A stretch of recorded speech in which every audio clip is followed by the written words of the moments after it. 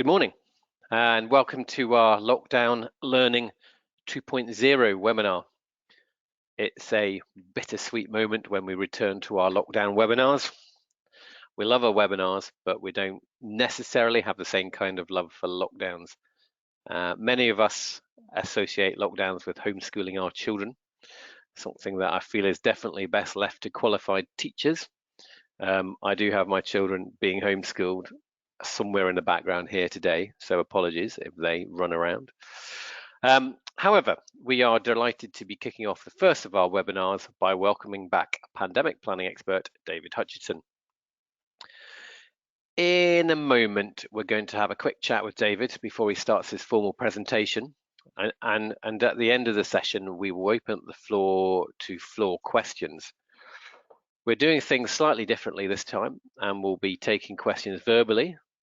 So if you have a question at the end, please raise your hand by clicking on the hand icon, which should be on the left of your control panel. We will then select an attendee to ask their question and unmute them. You might also have to unmute yourself as well by clicking the microphone icon. If you are dialing in via a phone, please ensure you have entered your audio pin to enable audio. If you are unable to listen into all of today's webinar, don't worry. Everyone that signed up to the webinar will be emailed a copy of the recording by GoToWebinar later today.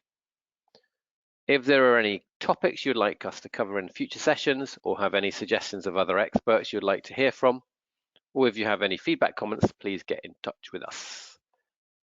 Our moderators today are Becca and Laura, and will be on hand throughout the session to deal with any technical questions.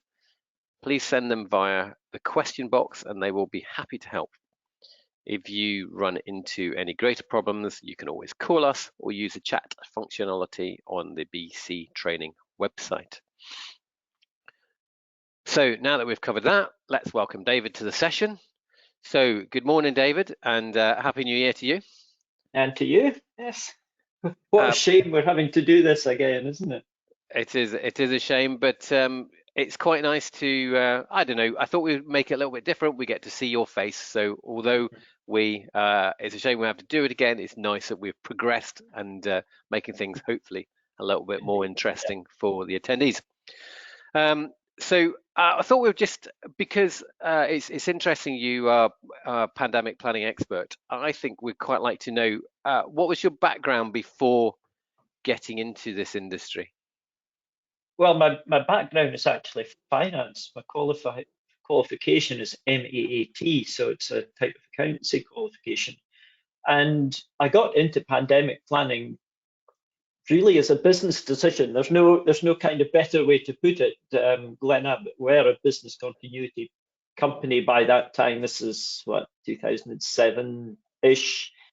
And as all of us do, we're looking at what would be a good thing to get involved in, where might there be some business for the company. And I was reading stuff, just brief pieces of news that came out saying that pandemics might be the next big thing, they might be due. And I just started to read about it and then got into reading about the Spanish flu, and it grew from there. And then, of course, when 2009 came along, I was the one who had done most of the research. I was on government panels. I was working for a lot of organisations. So it was purely a business decision.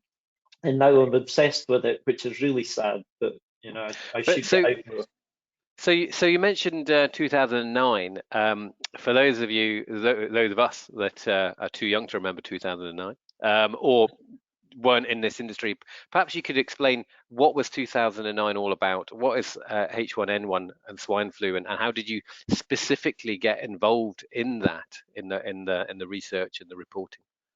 I'm just about old enough to remember the 1919 one, to be honest. But anyway, well, that was swine flu, bird flu, whatever you want to call it. And that was the H1N1, H5N1, all the variants of it.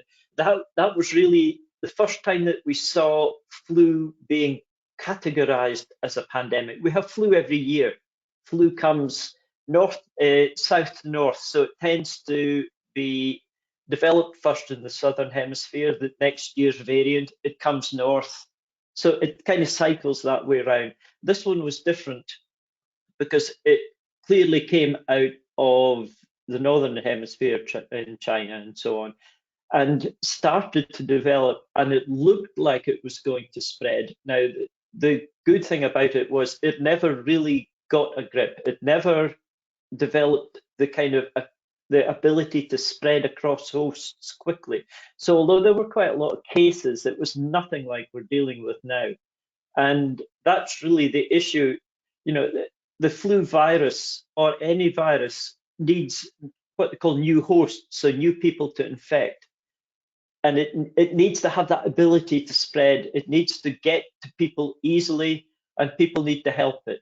So the variants in 2009, although they did spread, they weren't particularly serious for most people, and they didn't spread particularly effectively. So it rather died off.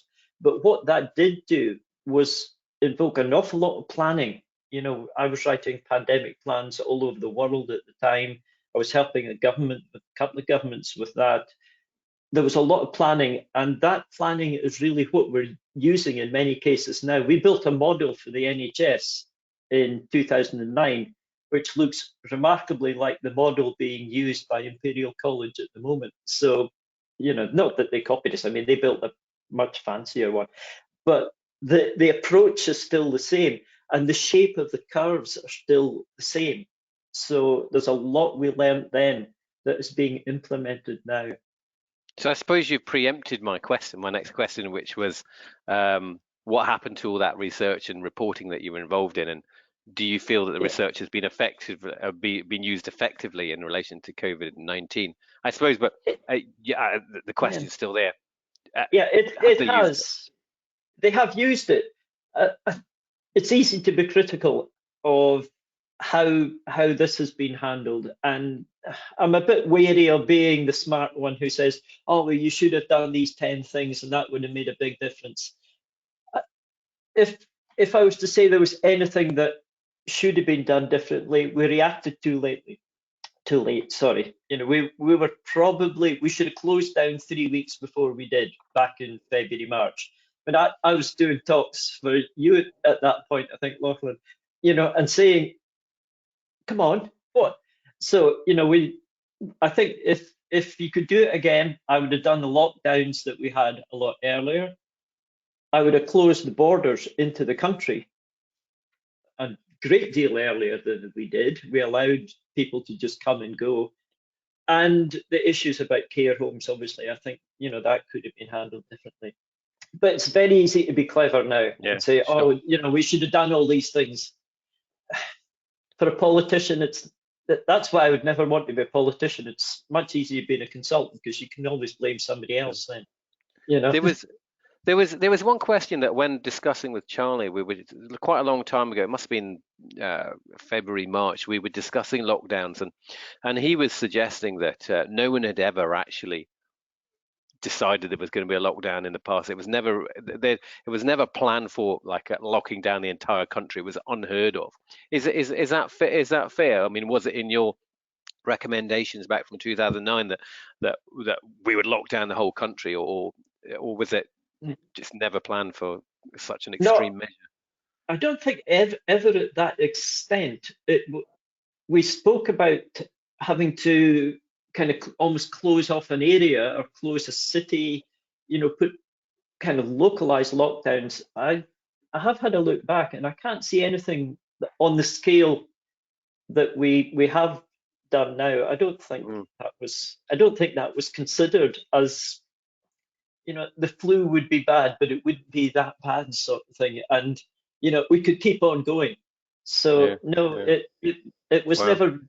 never specifically designed as a shutdown. A lot of the things you see from the horrible end, you know, morgues and in car parks and all the, you know, how you set up testing centers, all that was the same then as it is now.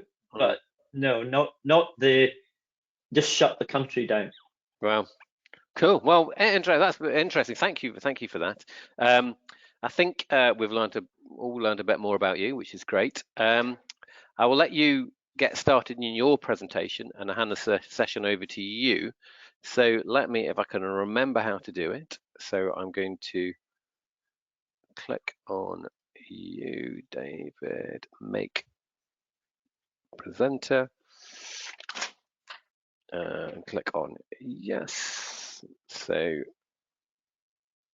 you should have a pop-up saying make you presenter. Yeah, And if you can put that into so I presentation should be mode. showing my screen. Can you see that? I can see the screen. We're just ready to put it into okay, let's presentation mode. Perfect. Yeah, that's us.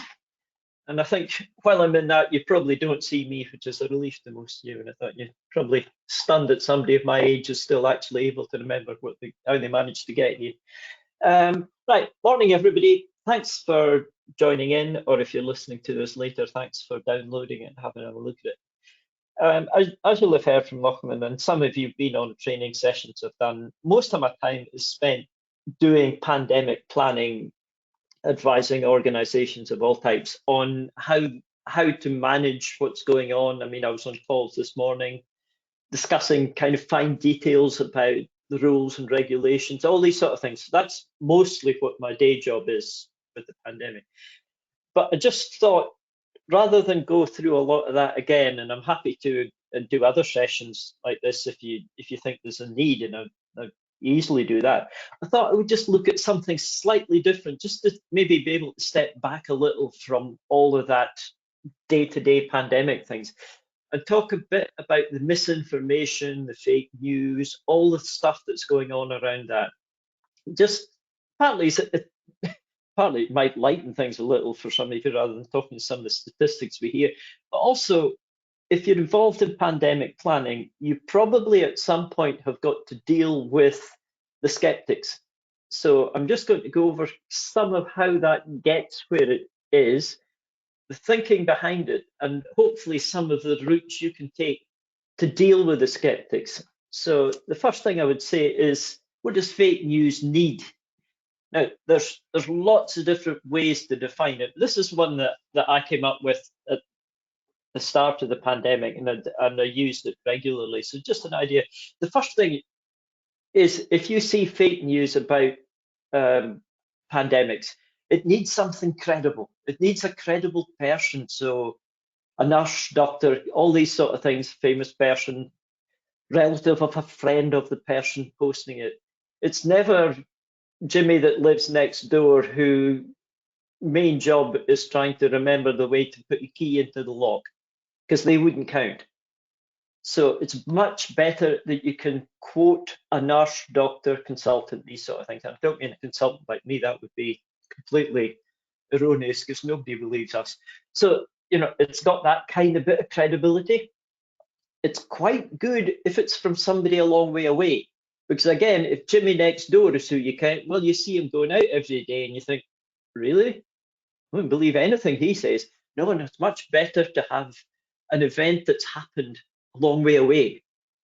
A long way, I'm in Perth, that a long way away might be Edinburgh, but it's not here, so I can't see it personally. Then you have the photo evidence. That's quite a useful thing. Here's a photo of whatever I'm telling you now. We've all got software that can make photos show whatever you want. So never believe a photo because Photoshop can make that photo whatever you want. Just an example of that, just to show what you're up against. I was in hospital on Monday just for a routine blood test, and I had to go through 3 stages to get as far as the phlebotomist who takes the blood sample. I had to check in and be asked questions, get my temperature taken by somebody else, then get a kind of 3rd degree series of questions before I got allowed into the area where they do that. When I got into that area, it was empty. That's because everybody else is kept out until your turn comes. But if I wanted to take a photo, I would have had a photo of a long corridor in a hospital with nobody in it, or maybe 2 or 3 people in the distance at most. So it looks like the hospital's empty. The reason is you're in the last stage and everything else is outside. But that photo you see regularly here are all the empty corridors. Just be very cautious of what a photo shows you.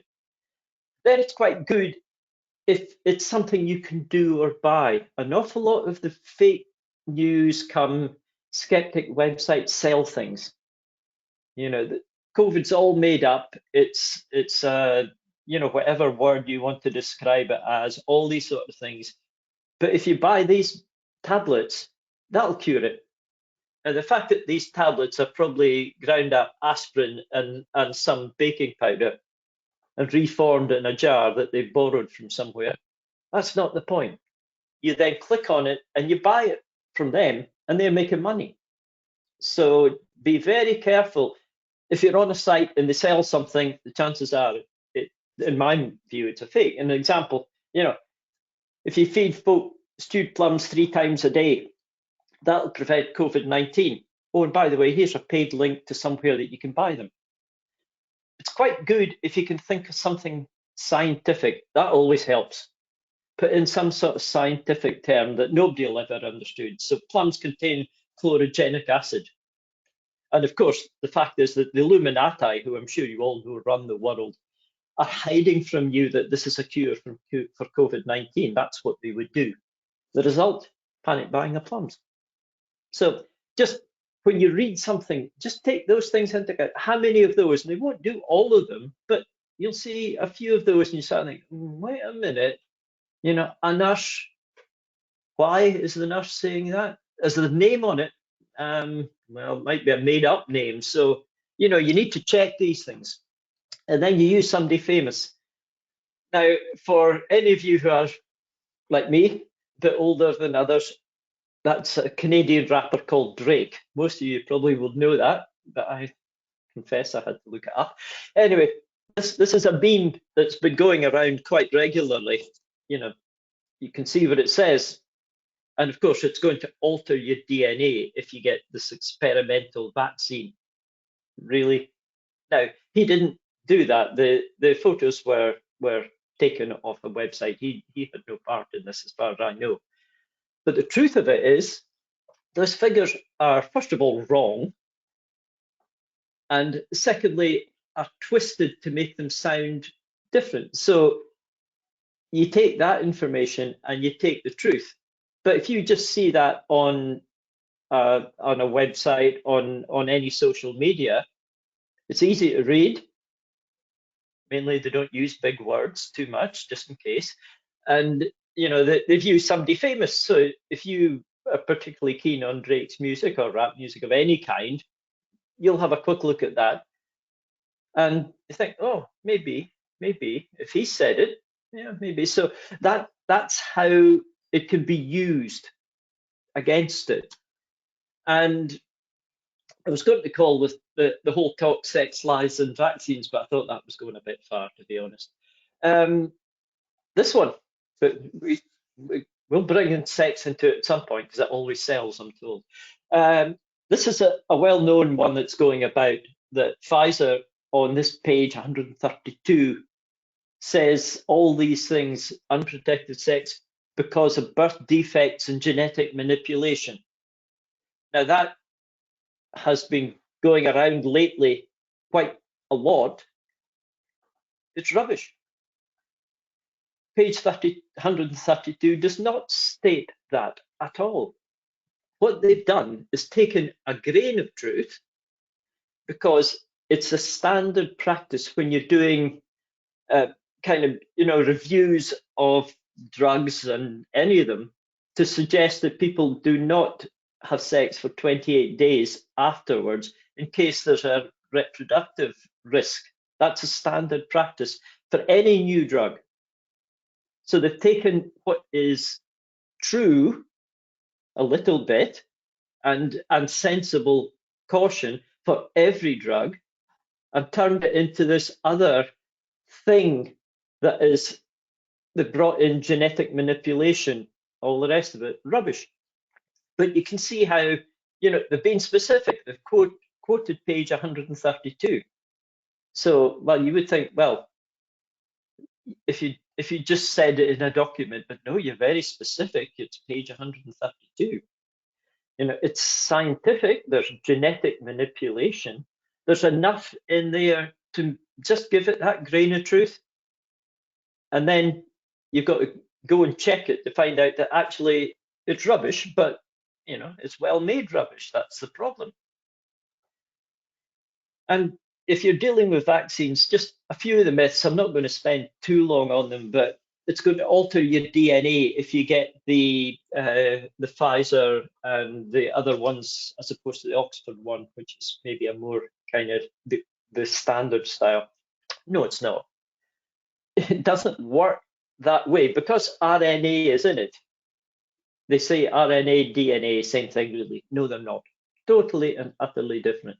If you actually read up all about it, it simply doesn't work that way. And it won't last long enough to alter anything, even if it wanted to. So it's rubbish.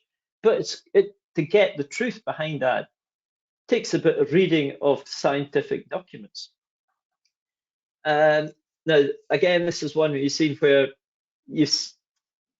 and I can't remember, it was one of the politicians was at one of these events where, of course, they get photographed beside somebody being vaccinated for their own good, whatever. The needle disappears. Well, yes, it does. Not when they push it on the skin, but it's a safety type needle, so that once they've done the injection, the needle withdraws back into the holder to stop the person giving the injection catching the needle on their hands or any other part of their body. So it's a standard process. But this was turned to, they're not really given injection, they just push it against. And look, when they take it away, the needle's gone. There is no needle. Neat when you see it, but totally untrue. The vaccine will give you COVID-19. No, it won't. This does not use the live virus as some vaccines do in other ways.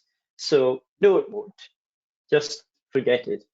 And like all working from home, as Lachlan said, he has children running about. I've got a spaniel who has decided to join in the call. I'll maybe get him to come at the end if you can see the camera. He's been on so many calls in the last 9 months that one client asked if he would sign an NDA so that they could trust him what he hears. Now, this is another one we've seen. A nurse fainted after getting the vaccine. Yes, she did. Her name was Tiffany Dover. And she's got a medical problem, I can't remember the name of it, that she faints when she suffers pain. And she'd fainted 6 times in the last month. It's nothing to do with the vaccine. She just felt the pain of the vaccine going in and fainted. She was fine afterwards. And again, we've seen this one. A nurse died in Georgia in the USA and one in Portugal after the vaccine. Well, first of all, there seems to be no trace of such an event in Georgia. Anyway, and the autopsy on the nurse in Portugal who died, which did happen, the autopsy said that it was not related to the vaccine. Now, of course, the skeptics will say, or they would say that, wouldn't they? Well, yes, I suppose they would. But if you're such an expert, did you do an autopsy as well to prove that she did die of it? Ah, no, you must have missed that bit out. Yeah, funny that. And then, the favourite, Bill Gates. Of course, I'll do a wee next slide on Bill as well. Now, there's a microchip and tracking device in the vaccine. Yep. Oh, of course there is. Yes, exactly. That's what it's going to do. Every one of us who has got a mobile phone can be tracked. That's the way it is, folks. If you've got a mobile phone, you can be tracked. Why does Bill Gates need to bother doing it a bit closer than that? I can't understand why at all. But anyway, what he did suggest was having a digital certificate of the fact that you've been vaccinated. And that was twisted round to he's wanting to know all about this. And I read this the other day, 28% of Americans still believe that he wanted to use the vaccines to plant microchips in people. Given what we've seen in America in the last few days, I'm kind of surprised it's only 28%. But anyway, really, why Bill Gates? Now, any of you, the same as I have done, who've had a 30-page document and you've changed one word and the formatting has then gone completely to pieces and you spent the next 3 hours rebuilding it, have wished many things to happen to Mr. Gates. I've wished things to happen to him that are almost certainly illegal and absolutely certainly physically impossible for him to achieve. That's not the same thing. Why would the third richest man in the world want to control us? He already does. Most of you are probably watching this on a Windows machine. I'm using PowerPoint at the moment. So Office 365 is, how many licenses are there in the world? He already controls what he wants. So what else is he going to achieve? Are we going to get the vaccine and then immediately go out and buy another Office 365 license? Really? What for? And besides, you just got to think about anybody who remembers Windows 2000, if you're old enough, how many shots is it going to take Microsoft to get a chip that actually works? One's not going to be enough. Come on. And the other thing to think about this is why him? If any of you ever did Latin years ago or are involved in law, there's a phrase from Cicero, cui bono. It means, roughly if you translate, who benefits? So if a crime is committed, one of the questions is always who benefits from that crime being committed? And that kind of points in some ways to who the person is that did it. Well, I don't see that Bill Gates is the biggest benefactor of all of this. I could see that Jeff Bezos from Amazon, by Jove, he's benefited, doesn't he? Because they shut all the shops, but they don't shut Amazon until you get your deliveries. So who's made the most out of this?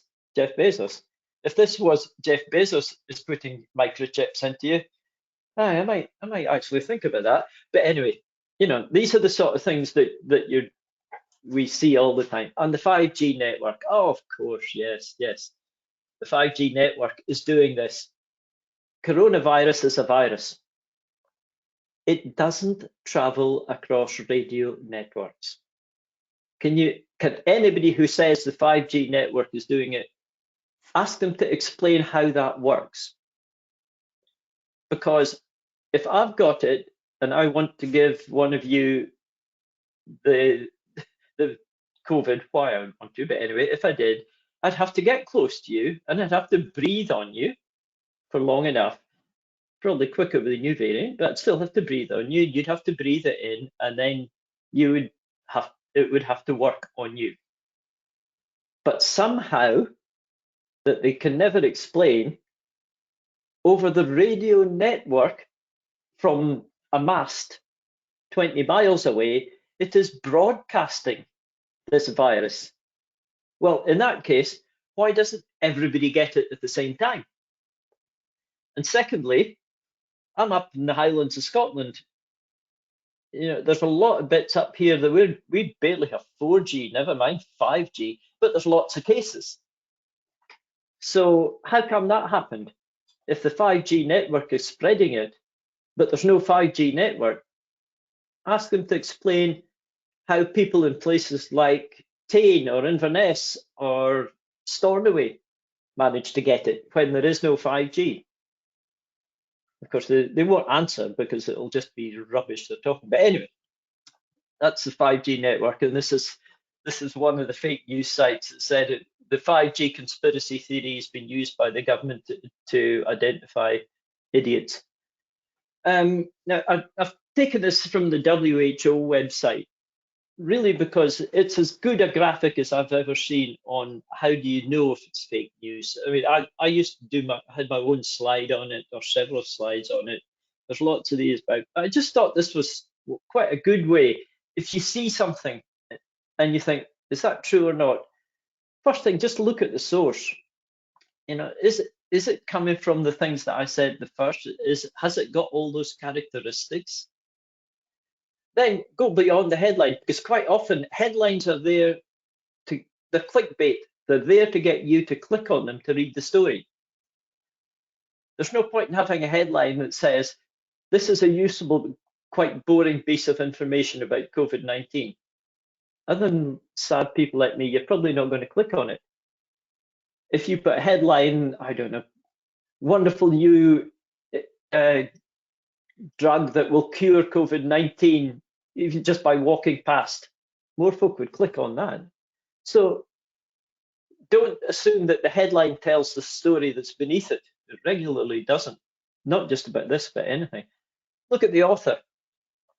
If you're not sure, do queries on the author, because quite often the author then, when you do that, she or he, it leads you down a route of, look at the stuff they've been posting. Yeah. And check the date. That's quite a favorite one, that stuff that's posted appears to be sensible, appears to be from an author that you would trust, but was written about something else maybe 3 or 4 years ago. When you look at the date, you find that it's an old story, and actually it doesn't refer to the current pandemic, but it refers to something else, like, you know, Ebola or MERS or SARS or something else, or 2009, any of these. So watch for the date. Is it current, or is it just an old one reworded to make it look like it? And look at the supporting evidence. You know, they say this happens. You know, plums are a cure for COVID. Do a bit of digging and see if anybody else believes that nonsense. The other one, which is the hardest one, I would say, to deal with, is what's your own bias? You know, if you believe that Illuminati are actually controlling the world, and that the UK royal family are actually, what are they, lizards disguised as human beings? I think that's David Icke's favourite one. You know, have you got some bias that I would quite like to believe that that is true, therefore it probably is true, therefore it now is true? So, you know, are you part of the problem in that you kind of believe that stuff, actually? I wouldn't mind that that was true. But you need to think about that. And lastly, turn to fact checkers. Now, I'll give you some sites that I've always used that I trust, and I'll give you that at the end, places that you can go for information. And this is another WHO one, which is just, how do we stop it spreading? And it's that, you know, if it's a rumor and you can't believe it, don't spread it, or check on it, or check trusted sources. And how do you know it's true? All those things, and you can see we can kill it off by just using a bit of common sense and a little bit of oh, look at that, that's really interesting. Whoosh, I must get that out now. And it's, you know, what, I can't remember. Is it something that lies can go around the world while the truth is still putting its boots on, or something like that? So I'm sure you'll know it better than me, but that's the whole thing. These sort of stories get spread very, very quickly, whereas the truth is often boring and therefore spreads a great deal slower. Now, here's a little test for you. Just score yourself. So I'm not going to ask you to tell me how you did, but I'm going to put up some stories, headlines that I have gathered, and I would like you to decide in your own mind what's fake and what's true. When I say fake, it came from fake news websites. True, I mean simply that it came from a mainstream media website. I don't say the story beneath it is true, but the headline genuinely came from a well-known newspaper. I won't mention which ones it is. So the first one, COVID super spreader of the year. And to be honest, Dominic Cummings is clearly going to be a winner of that one. Obviously, that's a fake. That would be quite a good competition, to be honest. I want to vote in that. Now, success of lockdown entirely dependent on everyone actually doing it. Well, yeah, that's exactly what would happen if we all did it. The lockdown would be a success. Except that's a fake story. I've cut out the bit underneath it. When you read the story, it's a spoof website making a great deal of fun of all the incompetence, as they say, of the government.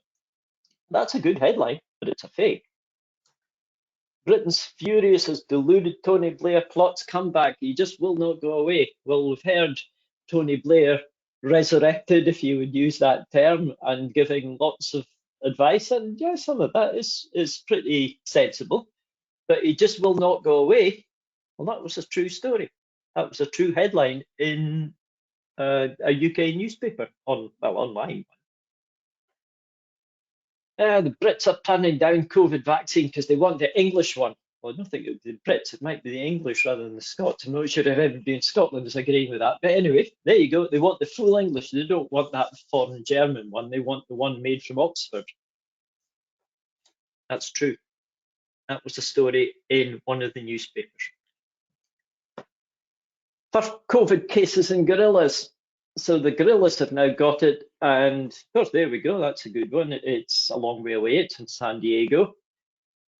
They've tested positive. Their staff, they're coughing. Oh, lots of things that make it fake news, except as anybody who's read it, it is true. They have got it. So, again, that's a true story. Entire Australian city locked down as cleaner tests positive for the UK COVID strain. Yep, Brisbane. The cleaner worked in one of the, as I understand it, it's kind of the transit camps as you come from the airport and you're held in quarantine and this sort of thing. But, you would think one cleaner and they locked down a whole city. Yeah, I think it was for only 3 days. But again, that'll get you to look at the story, and it's true. Why is it taking so long to roll out the vaccine? That's good. They're giving the job to Hermes. You read that and picture a Hermes, and you think, well, yeah, that's it explained. It's fake news. It's rubbish. It was in a spoof website. But, again, well written, and it's got everything about it that you think, oh, yeah, I've had a delivery missed from there. It probably is their fault. They're not doing it, but it doesn't matter. It's, that'll get you to click on it. Fitbit can tell 92% of people with COVID for 7 days before they have symptoms. You would kind of think, really? Yep, that was I will mention this, but I think that was in the Sun. And they say it's something to do with before you're symptomatic, your resting heart rate changes, and they can, I wouldn't understand it. And to be honest, I'm not convinced that it's true in terms of, is it really the case? But it truly was a headline. And man insisting 10-month-old virus isn't really dangerous, but we won't know if the vaccine is safe for 5 years. Well, obviously, that one is a fake. I don't know if you can see the one on the right-hand side because of I've got the control panels down there, so you might not see it. In Peru, if you refuse to get vaccinated, you get locked up. And there's a picture of people going into people's home there's a soldier standing outside with a gun. That's fake news. It wasn't the COVID vaccine, it was actually a different vaccine that they were giving. And it wasn't the police the army weren't doing it, but they were trying to persuade people to do it. So you can look at those and think, well, some of them are obviously fake. Some of them, you'd be surprised that they're true. So you can see how you did yourself. You probably got most of those, and I'm sure if you're on this kind of talk, then you probably know a lot about vaccines and fake news maybe, but just shows you how easy it is for the clickbait element of it to turn into something. If you're a fake news website, and I've taken these from news sites who genuinely make it very clear that they are fake news. That it's people like Newstump and the Daily Mash. If you've come across those, they make no secret of the fact that they are. I mean, you couldn't look at it and think otherwise. But their headlines are very good, and even there within that fake news element, you want to click on it because you want to read that story, even as fake news, knowing it's fake news, because they've got the adverts running beside it, and that's how they get paid. That's fine.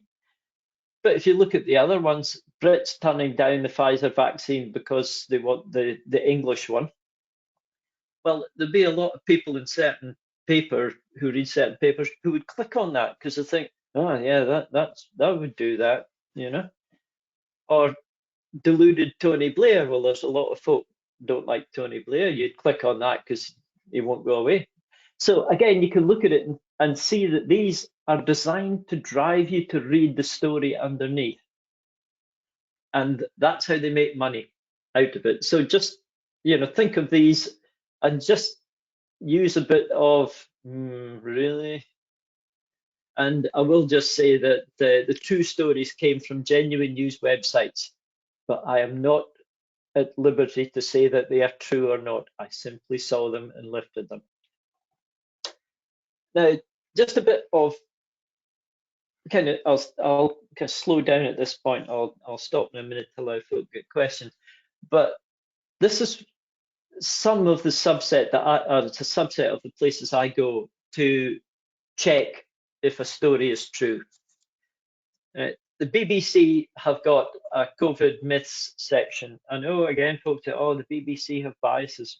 Everybody has biases. I have them. How can you not if you're a human being? But in this case, I would say that the BBC fact checking on COVID myths is very, very good indeed, and is well worth looking at. These are some of the other. NewsGuard, they are very good. Full Fact and International Fact Checking. That's not actually the name of the website. Pointer is the name of the website. So if you think it looks a bit strange, that's why. That's who the WHO suggest. Snopes, very American, covered a lot of political stuff, and it's obviously very busy given the last few days in Washington, so that's probably what they do most of. But they do a COVID section, fact check. London School of Hygiene and Tropical Medicine, they've got quite a good section, and the WHO themselves, they have Mythbusters that you can download as a poster, which is very useful as well. Now, I would obviously caution, these are links that I have checked at the moment.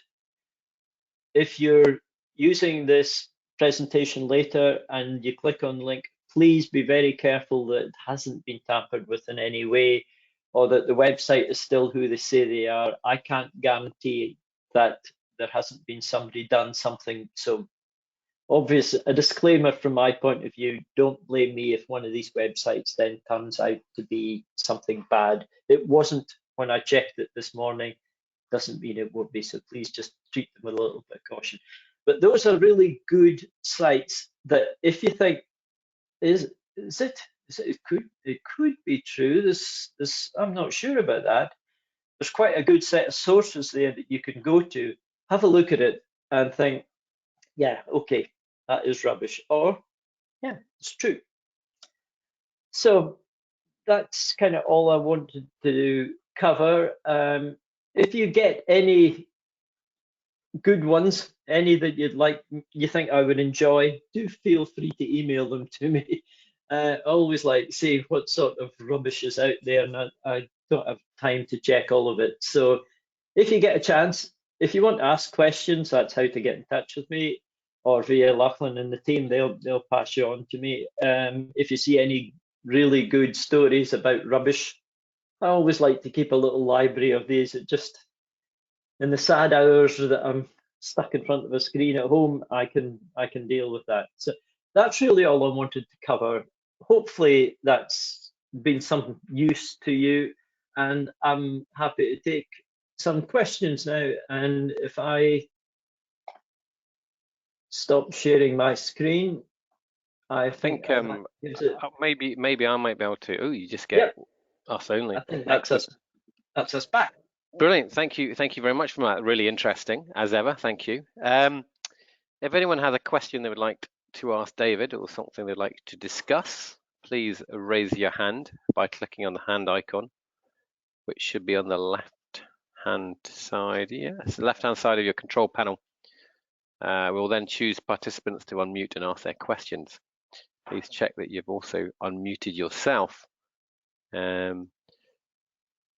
we have any questions incoming. If we don't, that's fine. Stun them into silence after that. No, it's fine. Oh, we have a question from Paul. Now, I've not done this before, and no one briefed me that I was meant to be doing it. So go to questions first. So Paul, we're going to unmute Paul. Is that right, moderator? Who knows? Right, we're going to click the unmute button and see what's happened. Right, so we were going to, what happened to Paul? You are self-muted, Paul Lane, but if you would like to ask your question, you need to unself-mute yourself. Oh, thank you, guys. Can you hear me now? Yes. Yes. Hello, David. Sorry, it's first of all, thank you. Very informative. No fake news. I'll check. What I wanted to ask you is, what about those people that are trying to create mischief or mayhem in terms of misinformation?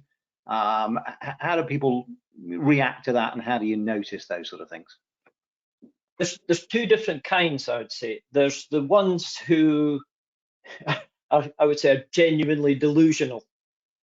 You know, the Ikes of this world and the kind who, it's a belief system, and you can't, you know, if you believe in a religion, you believe in it entirely. They believe that the world is run by the Illuminati and by aliens and all these sort of things.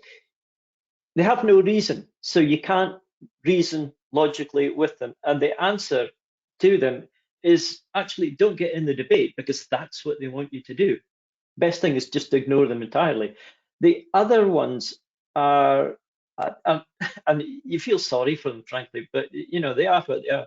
The ones who annoy me more in a way are the ones who are doing it to make money.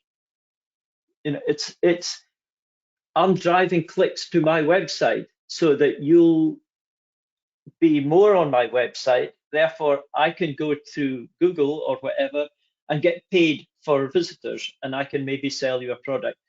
They are bad in my view, because they're simply using this as a way of making money. And again, you can't argue with them, because their only intent is to make money. So I'm kind of not answering the question in that there is no easy way. There's one group who, in fact, well, both of them, the only way is to ignore them. You know, they're not worth the bother. But never engage in argument with them, because it wastes your life. That's my view. I've stopped even trying. Thank you. Does that answer your question, Paul? Yeah, thank you, David. Excellent. Perfect. Do we have any other questions, Laura? If that's the case, I shall wrap up. I think that's so. It's worked well. So next time we'll be even slicker. Oh, we've got Spaniel. There we Hello. go. Oh, yes, brilliant. What's his name? Logan. Logan. He's on. Cool. He comes on the calls. I've said that I've had one client who wanted to sign a non-disclosure agreement because he's heard so much about what goes on. So he loves calls. Cool. Hi, Logan. Anyway, so brilliant. So thank you to everyone who's attended, listened in, and thank you, Paul, for your question. And a big thank you to David for taking the time to deliver the session, and Logan for for joining in. You'll receive an email later on today via GoToWebinar with a copy of the recording. There will be an opportunity to leave feedback after the webinar has ended, and we'd be grateful for any responses so we can ensure that these webinars are the best they can be for you. The next webinar will be announced in due course, so keep an eye out for our emails. In the meantime, thank you for joining us, and we look forward to seeing you again soon. Thank you. Thanks, folks. Cheers.